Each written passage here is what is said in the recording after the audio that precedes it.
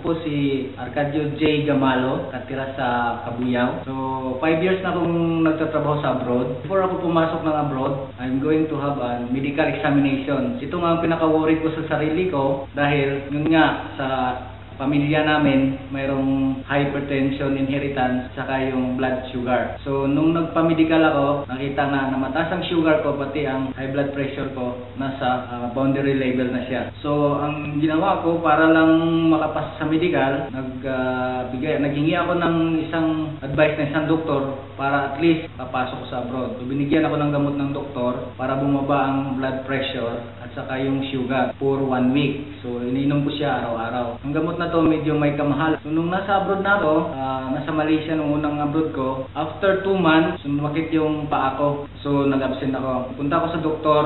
Ang sabi ng doktor sa akin, mayroon akong isang tinatawag na gout arthritis. So, hindi ako maniwala noon kasi wala ko namang naramdaman doon nung nasa Pinas ako So, ang gout arthritis, sabi ng doktor sa akin, dahil sa mataas ang uric acid ng isang tao. So, maraming binabawal niya sa akin na kumakain ako ng hindi pagkain ng mga lamang loob, munggo, saka yung mga kolesterol. So, yun, binigyan niya ako ng gamot ng doktor. Ang isang disadvantage, hindi ko sinabi sa doktor na mayroon akong allergy. Binigyan ako ng gamot ng doktor, ininom ko siya after few hours, namamaga ang mata ko. Halos hindi ako makahinga. Bumalik ako sa doktor, noon, pinagalitan ako ng doktor, bakit kundi siya sinabi sa kanila na mayroon akong allergy pagdating sa gamot. Kasi ang alam ko lang sa allergy ko, yung Alaxan. Pero hindi ko pala alam, yung Alaxan is may ibuprofen. Yung binigay niya sa akin gamot, may ibuprofen yun. Nung nagsimula yung allergy ako, nag-iingat ako sa lahat ng gamot. Nung nag-resign ako sa Malaysia, pumunta ako ng Indonesia. Then nagtrabaho ako sa Batam.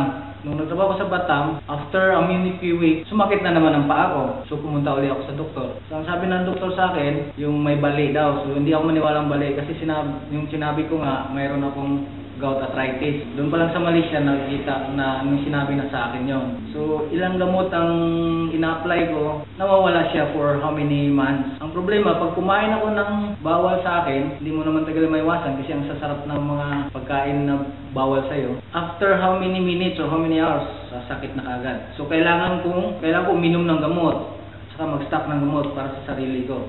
Lumipat na naman ako ng Singapore. After na lumipat ako ng Singapore, bumalik na naman yung sakit ko sa arthritis. At the same time, ang blood pressure ko tumataas rin. So sa blood pressure, tumataas minsan ang tao, pressure sa trabaho. So sa kumain ng mga nakakataas ng dugo na pagkain, so halos lahat iniwasan ko. Umuwi ako ng Pinas. Nung nasa Pinas ako, ang dami kong gamot na in-stock sa bahay. Dahil sa sakit ko na arthritis, yung sugar ko medyo tumaas na at saka yung high blood pressure. So after how many months, nasa Pinas ako, tinawagan ako ng isang Pilipino na nagtatrabaho sa Indonesia.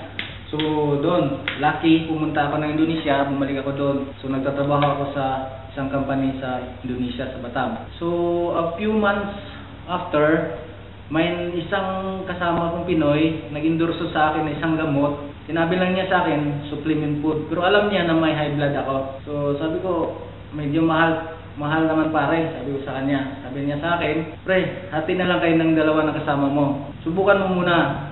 Sabi ko, sige pre, subukan ko. So binigyan ako niya ng 15 pieces. So yung 15 piraso na yon, ininom ko siya within 1 week kasi twice a day ako uminom. So ang blood pressure ko before ako uminom, ang taas. Nasa 170/100. Hindi bumababa ang over niya ng 100. Nung ininom ko yung gamot na binigay sa akin, ito nga, yung complete. So itong complete na to, nung uminom ako dito, after 2 days, uminom ako lang after 2 days. Iba ang pakiramdam na naramdaman ko. Hindi ako tamlayin, masigla ako sa trabaho. Kasi pag nagtrabaho ako, pag mataas ang pressure ko, parang nag-iiba ang sakit ng dito ko. Tapos, parang madali akong tinatablan ng sakit, sinisipon. Nung ininom ko to, 2 araw lang, ibig sabihin 4 na tablet, nawala at bigla lang akong nawala yung sakit ko at nabigla ako, bakit ganito ang naramdaman ko. So kinontinuous ko yung gamot, so ang ganda ng result. So hanggang ngayon, ang lakas kong pagdating sa trabaho, ganadong-ganado ako, pagbangon ko sa umaga, hindi masakit ang katawan. Ang iniisip ko, pag naging supplement ko tong gamot na to, paano ako makakamura? So, nung time na yon, nagkaroon ng OPP sa akin yung isang kasama ko, si Bong Cornelio. Kumain lang kami doon ng tanghalian sa loob ng kampanya. Sinabi ni Dino sa akin, umatin ka ng OPP. Please maintindihan mo kung ano ang business nitong gamot na to.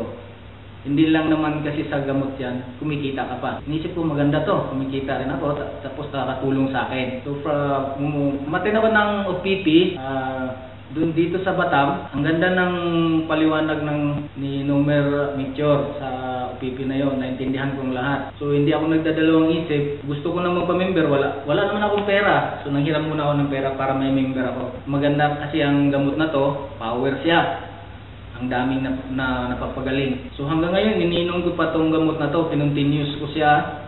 Dahil dito sa gamot na to, kaya siya tinatawag na kumpleto siya sa lahat ng vitamin. So hindi ko na sabihin sa iyo ang detalye sa gamot na to. Siguro pag makita niyo yung Facebook ng EM Global o sa website ng EM Global, ang dami ninyong makikita doon na mga testimony. Napaka-power ang EM Global ngayon.